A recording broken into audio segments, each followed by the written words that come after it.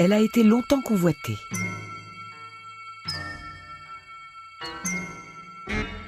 Il a fallu faire des économies. Et un jour, la lampe Arco arrive en 3 colis de pièces détachées. Un paquet pour le socle, un paquet pour la tige, un paquet pour le globe. Pour monter Arco, c'est tout simple. Le tubulaire dans la rainure du parallélépipède, une seule vis.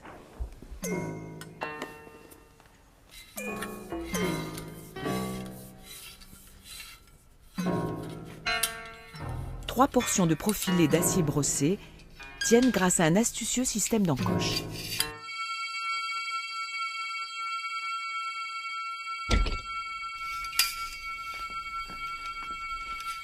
L'arc ainsi formé arrive en butée sur la tige tubulaire.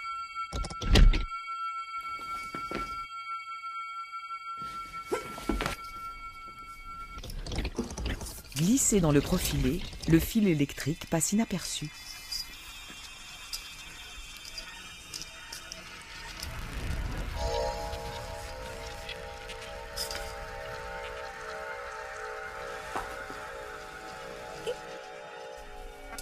Accroché au bout de l'arc, un globe en aluminium rutilant. Formé d'un anneau repositionnable et d'une calotte trouée pour le refroidissement, le globe termine une silhouette tendrement penchée. C'est un petit tabouret d'à peine 55 cm de haut. Relégué à 2 mètres de l'utilisateur, il échappe au regard.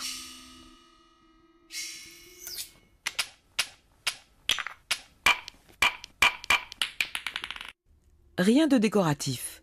Les bords sont biseautés seulement pour éviter de se blesser. Le trou n'est pas non plus une fantaisie. Il cache la vis et permet de déplacer la base sans être obligé de tout démonter.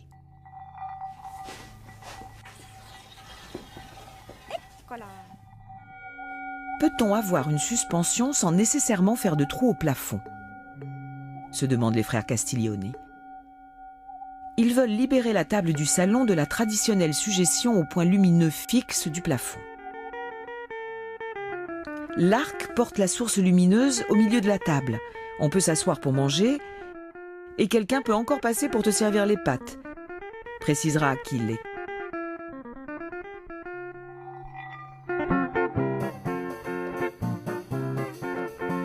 Les Castiglioni veulent pouvoir changer l'intérieur en changeant la suspension de place, au gré des besoins ou des envies.